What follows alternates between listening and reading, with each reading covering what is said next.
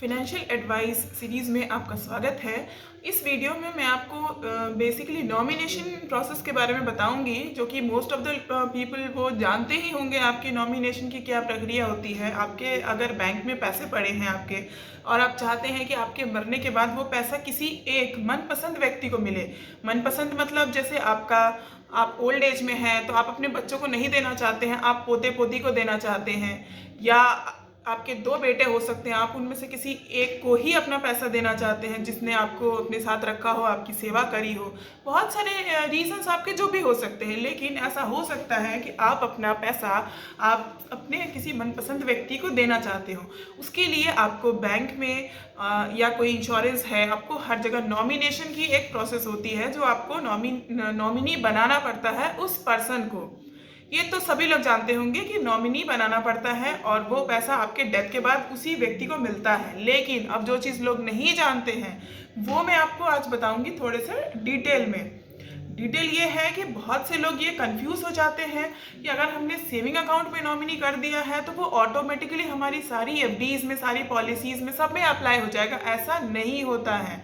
आपकी डेथ के बाद आपका जो नॉमिनेशन है वो जिस अकाउंट में है उसी अकाउंट तक वैलिड होता है। सपोज आप अगर सेविंग में आपने अपने एक बेटे को नॉमिनी बनाया है तो इसका ये मतलब नहीं है कि वो सारी एफडीज में वही नॉमिनी होगा।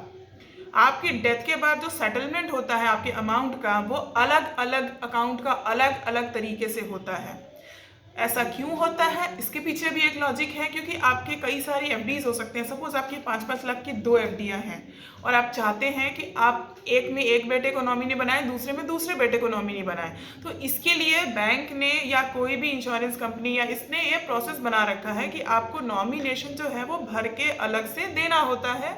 हर डिफरेंट अकाउंट में आप डिफरेंट नॉमिनी बना सकते हैं। ये हो गई नॉमिनी की बात। अब आते हैं इस पॉइंट पर कि अगर आपने अपने अकाउंट में नॉमिनी नहीं कर रखा है, फिर उस अकाउंट का सेटलमेंट कैसे होता है। फिर उसमें देखा जाता है कि उसमें बैलेंस कितना है। अगर बैलेंस 1 लाख से ऊपर है तो फिर उसमें सारे प्रोसेस आपको फुलफिल करने पड़ते हैं। आपको जो है काफ़ी सारे लीगल प्रोसीजर से गुजरना पड़ता है। जो आपके सर्वाइविंग जो लीगल हायर्स होते हैं, लीगल हायर्स मतलब अगर, और इंडिया में क्या है कि आपको डिफरेंट धर्म के हिसाब से आपको कानून बना हुआ है। जैसे हिंदू लॉ अलग है, मुस्लिम लॉ अलग है एंड क्रिश्चियन लॉ अलग है। तो जो बैंक में जो सेटलमेंट होता है ये भी आपको हिंदूज का हिंदू लॉ के हिसाब से होगा, मुस्लिम का मुस्लिम लॉ के हिसाब से होगा। मैं उतना डिटेल में नहीं जाऊंगी क्योंकि फिर ये वीडियो बहुत लंबा हो जाएगा। वो आपको खुद ही सर्च कर लेना आप गूगल पे।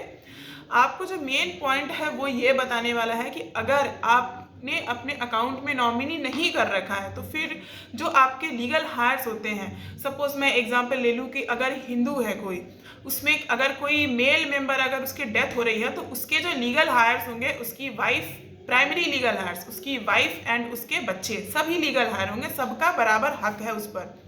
अब बात आती है सेटलमेंट की।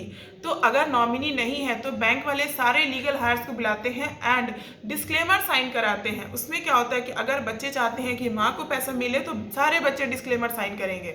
अगर अब इसमें आता है अगर कोई विवाद है, अगर कोई बच्चा चाहता है कि नहीं मुझे भी पैसा मिलना चाहिए, तो वो डिस्क्लेमर पे साइन नहीं करेगा। इन दैट केस जो है उस पर्सन को पैसे लेने में दिक्कत आ सकती है।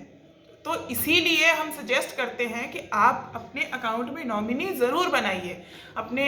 अब बात आती है अगर आपको विश्वास नहीं है अपने बच्चों पे, बहुत सारे ओल्ड एज में ऐसा होता है कि बच्चों पे विश्वास नहीं होता है आपका। अगर सपोज बैंक में अगर 5-6 करोड़ अगर करोड़ों रुपए पड़े हैं, मे बी कि नॉमिनी देखकर आप ऐसा डर लगता है। ये कोई नई बात नहीं है, मैं आपको बताऊंगी, आप समझ सकते हैं कि मैं क्या कहना चाह रही हूँ। आप नहीं बताना चाहते हैं, आपको विश्वास नहीं है, इन दैट केस फिर भी आपको सजेस्ट करूंगी कि आप अपने पैसों को टुकड़ों में रखिए। सपोज आपके पास 2 करोड़ है और आपके 2 बच्चे हैं, तो आप 1-1 करोड़ की 2 एफडियां बनाइए बैंक में एंड दोनों में उनको नॉमिनी कर दीजिए। बट आप उनको बताइए मत, आप ये चीज़ कॉन्फिडेंशियल रखिए। आप ये पेपर अपने लॉकर में रख सकते हैं जिसमें आपके डेथ के बाद ही उनको पता चलेगा कि किसमें कौन नॉमिनी है। इसमें आपके साथ कोई धोखाधड़ी भी नहीं होगी एंड आपको ऐसी कोई भरोसे वाली बात भी नहीं है। तो आप फिर भी मैं कहूँगी इन एनी केस आपको अपने अकाउंट में नॉमिनी ज़रूर करना चाहिए। ऐसा क्यों? क्योंकि मैंने आपको बताया कि बहुत सारे लीगल प्रोसीजर से गुजरना पड़ता है अगर नॉमिनेशन नहीं होता है तो। एंड सपोज अगर वो बच्चे आपके नहीं पूरा कर पाते हैं डॉक्यूमेंट्स को, कई बार ऐसा होता है कि लोग जो है वो अगर छोटा मोटा अमाउंट है 50,000 60,000 है या 1 लाख है, लोग उसके लिए इतनी मुश्किल नहीं करना चाहते हैं। तो वो कई बार ऐसा होता है कि वो छोड़ देते हैं कि जाने दो, उनको अगर इतनी दिक्कत नहीं है पैसों की, तो वो सारा पैसा जो है वो अनक्लेम्ड डिपॉजिट्स में चला जाता है, जो कि वो किसी को नहीं मिलता है, वो गवर्नमेंट को चला जाता है। इसीलिए मैं ये सभी को सजेस्ट करती हूँ कि आप अपने अकाउंट में नॉमिनेशन ज़रूर करिए। एंड अगर आपको पता नहीं है कि आपके किस अकाउंट में कौन नॉमिनी है, आप अपने बैंक में जाइए एंड अपने सारे अकाउंट्स में चेक कराइए किस में कौन नॉमिनी है। और अगर आप चाहते हैं कि पार्ट वाइज अगर सबको पैसे मिले, बराबर का मिले, 2-3 बच्चे हैं, तो आप अपने पैसों को पार्ट वाइज डिवाइड करिए। सपोज आपके पास 10 लाख रुपए है तो आपके 2 बच्चे हैं तो आप 5-5 लाख की 2 एफडी बनाइए एंड दोनों में एक एक को नॉमिनी कर दीजिए। आपके पास ये फैसिलिटी है।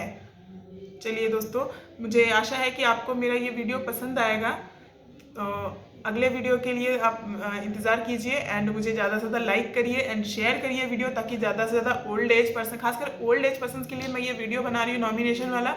तो ज़्यादा से ज़्यादा ओल्ड एज पर्सन तक आप ये वीडियो पहुँचाइए एंड उनको आप समझाइए। Thank you.